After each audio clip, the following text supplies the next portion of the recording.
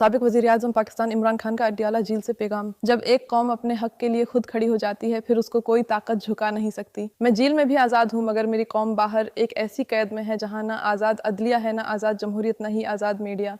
तमाम पाकिस्तानियों को अब अपनी हकीकी आज़ादी के लिए बाहर निकलना होगा। 2 साल से मैं सिर्फ पाकिस्तानी कौम की खातिर जेल में कैद हूँ ताकि आपको कोई गुलाम न बना सके।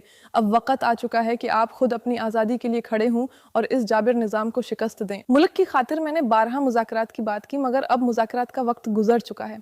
26वें आईनी तरमीम के बाद इस मुल्क में आईनो कानून और इंसाफ को दफन कर दिया गया है। हमें अदालतों से इंसाफ की जो उम्मीद थी वो मुकम्मल तौर पर ख़त्म हो चुकी है।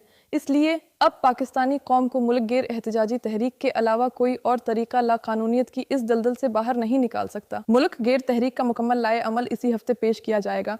5 अगस्त को मेरी ना हक कैद को पूरे 2 साल मुकम्मल हो जाएंगे। इसी रोज़ हमारी मुल्क गैर एहतजाजी तहरीक का नुक्ता अरूज होगा। अब किसी से किसी भी किस्म के मुज़ाकरात नहीं होंगे, सिर्फ और सिर्फ सड़कों पर एहतजाज होगा ताकि कौम ज़बरदस्ती के मुसल्लत करदा कठपुतली हुक्मरानों से नजात हासिल करे। 2 टुक पैगाम दे रहा हूँ कि तहरीक इंसाफ का जो ओहदेदार इस तहरीक का वजन नहीं उठा सकता वो अभी से अलग हो जाए। जिन लोगों ने उनके आगे घुटने टेके हुए हैं वो याद रखें, कुछ अरसे बाद यही लोग उन्हें खुश कर देंगे और अवाम भी उन्हें कभी माफ नहीं करेगी। नेल्सन मंडेला और गांधी तक को दीगर कैदियों से मिलने, किताबें पढ़ने और किताबें लिखने की इजाजत थी। मैं एक ऐसी कैद काट रहा हूँ जहाँ रोजाना 22 घंटे मुझे 6 सठाट के सेल में बंद रखा जाता है। पुलिस एहलकार तक मुझसे बात नहीं कर सकते। 6 माह से किताबें बंद हैं।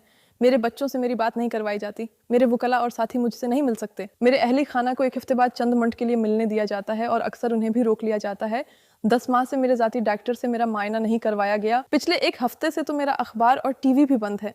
जो किताबें मुझे खानदान की तरफ से भिजवाई जाती हैं वो तक मुझे मुहैया नहीं की जाती और सुपरिंटेंडेंट के कमरे में पड़ी रहती हैं। मेरी अहलिया को भी बदतरीन हालात में कैद तन्हाई में रखा हुआ है। इस सब के पीछे एस्टेब्लिशमेंट और उसके बगल बच्चों का हाथ है। ये सब कुछ मुझे तोड़ने के लिए किया जाता है, लेकिन मैं आखिरी सांस तक जुल्म के खिलाफ खड़ा रहूंगा। हमने कबायली इलाकों को कई दहाइयों बाद उनके आईनी व कानूनी हुकूक दिलवाए और इलाके की तामीर नो और तरक्की के लिए भरपूर वसाइल मुहैया किए। मौजूदा रजीम ने पहले तो 3 साल तक इन इलाकों के जायज फंड्स रोके रखे और अब उनके आईनी हुकूक वापस लेने की कोशिशें की जा रही हैं, जो कि इंतहाई काबिल मजम्मत है। हमारे पार्लियामेंटेरियंस और नुमाइंदों ने उन इकदामात का बाइकाट करके अच्छा फैसला किया। हमारे पंजाब के MPs को जाली हुकूमत के बजट के दौरान एहतजाज करने पर मुअत्तल करने के पीछे यही वजह है कि मरियम नवाज के खिलाफ एहतजाज उनको बहुत नागवार गुजरा है।